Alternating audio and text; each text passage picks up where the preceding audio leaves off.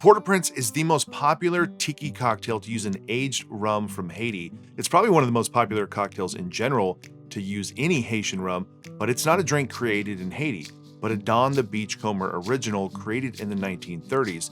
The source of the recipe that we know today is from Beachcomber, and he shares that in Sippin' Safari, and it's from the unpublished notebook of Dick Santiago.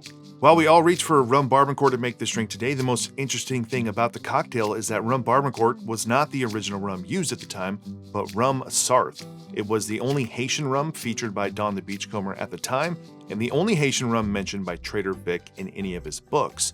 It was prevalent throughout the 1930s and 1940s, with mentions of it being heavy and brandy-like. It wasn't until the 1950s where we started to see Rhum Barbancourt mentioned more in the United States. In 1937, it was $3.15 for a bottle of rum Sarthe, and adjusted for inflation, that's $68 today. Compare that to the $55 you'd spend for the 15-year-old Rhum Barbancourt, and this seems like not a very bad deal at all today. Today's version of the Port-au-Prince comes from Smuggler's Cove, and you'll need Angostura bitters, grenadine, pineapple juice, Demerara syrup, fresh lime juice, velvet falernum, and a Rhum Barbancourt. The Smuggler's Cove book calls for a cane coffee still aged rum, and there's two rums they call out specifically. It's the 5-star Barbancourt, which is the 8-year, or the Estate Reserve, which is 15. Now, if you're just getting into Rhum Barbancourt, I would probably suggest the 3-star, which is aged 4 years, or the 5-star aged 8 years before jumping all the way into the most aged, most expensive one. These are going to give you a little more rum flavor that you're familiar with, and this one's going to be more of that aged French oak cognac flavor. I'm feeling fancy, so let's go with the 15-year today. You're going to build this in a drink mixer tin, starting with 1 dash of Angostura bitters, 1 dash or 1/8 a teaspoon of grenadine, half an ounce of pineapple juice, 1/4 ounce of a Demerara syrup, half an ounce of fresh lime juice, half an ounce of velvet falernum, and 1.5 ounces of an aged Barbancourt rum.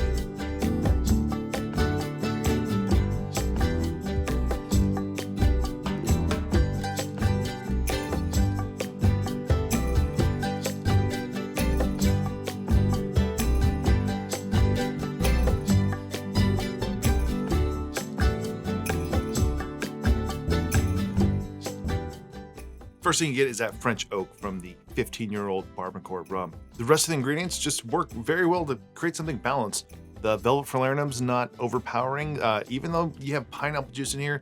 It's not a pineapple juice forward cocktail, but working with the lime juice, the velvet falernum, as well as your Demerara syrup, everything gets balanced out. It's not too heavy. You don't have any intense rum flavors, but you can still tell, even though you're leaning more into that sort of cognac flavor profile, you can still get that this is a rum drink. It's kind of bolstered by the Demerara syrup as well as the Angostura bitters, just pushing it more into that tiki style. Now, you may have noticed I used a Lewis bag with the nugget ice, which you don't usually see, but Smuggler's Cove as well as Trader Vic's in Emeryville, if you go there, they're not using nugget ice. They're using ice that's much smaller. You look at the Smuggler's Cove book, you'll see that the ice is much smaller. And what it does is, I don't know if it's necessarily affecting the dilution of the drink too much, but it does make the drink look different. And you notice in the Smuggler's Cove drinks that the bottom part of the drink is just liquid, and then the ice is up at the top.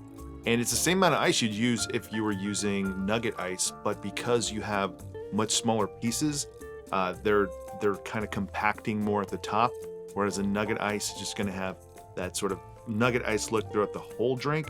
So I don't think it's something you need to take on, but if you're trying to nail the look of a drink, or maybe just explore the differences, because nugget ice is not the same as crushed ice or shaved ice. It's not the same as ice cube. It kind of just fits in the middle in its own place, and that's why it works.